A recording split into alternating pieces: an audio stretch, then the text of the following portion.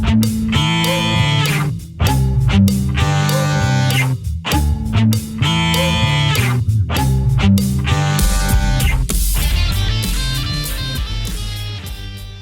everybody, Mike McWilliams, Upstairs to the Right Music Channel. Thank you so much for tuning in today. Just a quick reminder that every Sunday night at 11 p.m. Central European Time, I have a little show called Sunday at Mike's.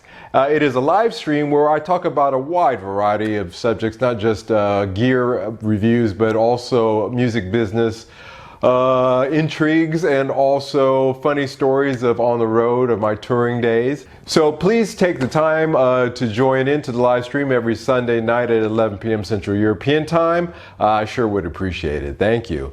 Okay, on to today's subject. Well, you know, it seems to me that, as you know, I own a few Epiphones now that I enjoy immensely, especially the SG that is my most recent Epiphone purchase.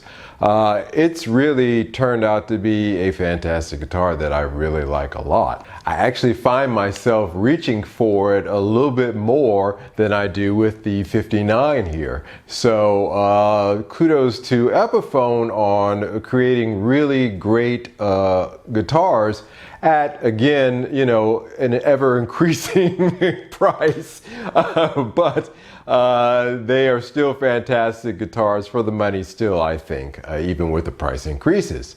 But if you think back on the 2020 and the 2021 period, there was a wide variety of releases from Epiphone. We had the Bonamassa Lazarus, the Alex Lifeson 59, the J.J. Nichols Old Glory, all those new Slash models that came out, this 59 kit, the SG, the 50s and 60s inspired by series, just a plethora of guitars, changed the headstock.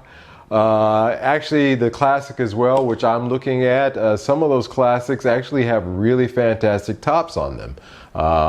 They don't look like veneer at all. I'm wondering if they actually are. So in any case, just a fantastic, you know, collection of guitars that they came out with during that 2021 period. They have ridden on that. There was announcements in late 2021 about the 2022 Epiphones. And then we got a small smattering of them, starting with the Joan Jett, which was a limited run on that. My understanding is that there was only 650 of those guitars that were produced. And so kudos to you if you got one. Yeah, and then of course the JC Wino custom that just came out.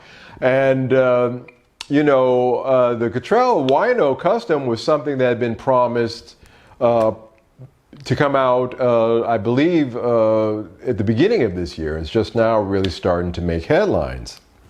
There was an ES339 that came out this year, but that's just about it. There hasn't been really a great deal of new models coming out. And some models, like the 1959 kit here behind me, there's questions as to how long the production run will continue on them. They're certainly becoming scarce.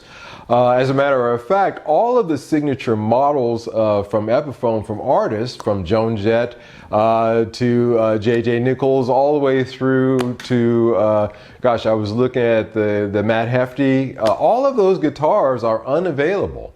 They're either on back order or there's just a big question mark as to, on one of them, I believe there was a 1-year wait. So I think that was the Bonamassa. Yeah, they're saying, oh, we'll get some in a year. Yeah, sure you are.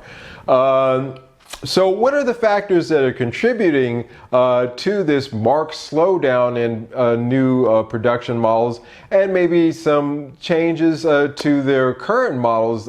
We see that the one-piece neck you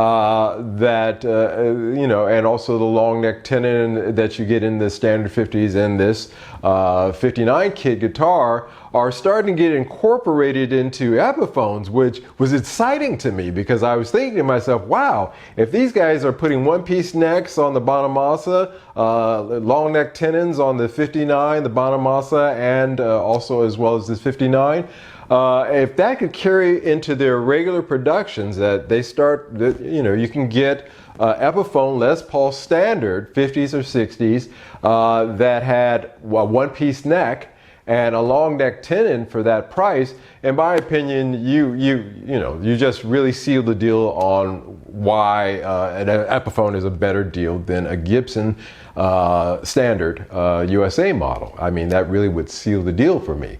And I hoped that we would see these changes going forward into this year with a release of new models, but it's been very stagnant.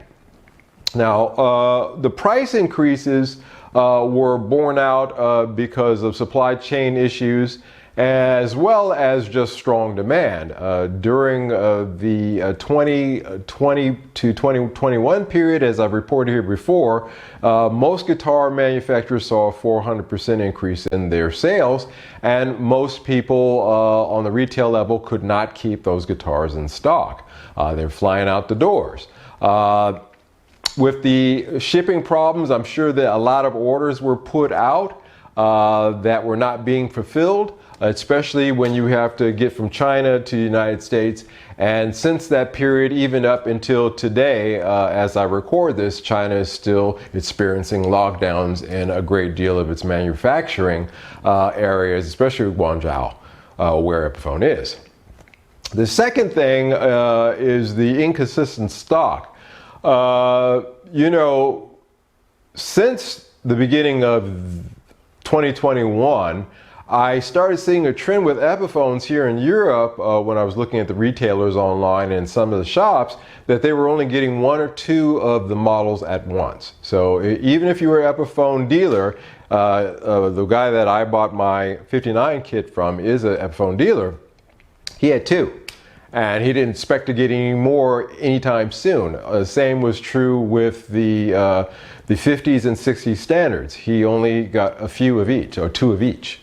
And that was it, and not a lot of variety. The gold top, I think he got one later on down the line, and before I was able to go down there and take a serious look at it, somebody snatched it up. So this inconsistency in stock has also been a problem with Epiphone as well, which is causing them to feel a little stale, because if I'm looking for a certain model and I can't find it, I'm going to move on to the next guitar, which could be a PRS or some other competitor. So that is an issue.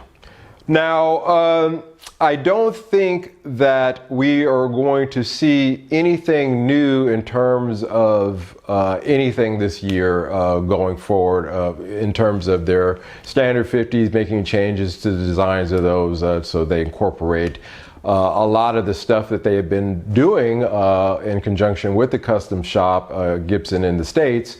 I don't think we're going to see a lot of that. I don't think that that dream of mine is going to happen this year. As a matter of fact, I see a further stagnation of the Epiphone line going well into 2023. We shall see this fall. There was nothing at Summer NAMM, so that's an obvious sign that I'm pretty accurate with that summation. We have seen nothing yet for 2023, but by the fall, again, that's when they'll start announcing things, and who knows. But for right now, Epiphone is feeling a little stale. That is not to say that they should not be congratulated on the fantastic changes that they've made to their models, where they're just as good, in my opinion, as any other guitar in that category. You're talking about your $600 to $1,000 category, and there's a wider range of guitars out there. And I think they beat some of those, or most of those as well. So they have a special position, a unique position in the marketplace, that I think that the two problems I mentioned, price increases, inconsistency of stock because of container shipping fees and costs and shipping and shutdowns, I think that they are in danger of getting a little stale. I wouldn't like that to happen. As you know, obviously I'm a big Epiphone enthusiast. I traded all my Gibsons in for Epiphones because I just really felt that there was true value for the money there. And so far, that has proven to be correct.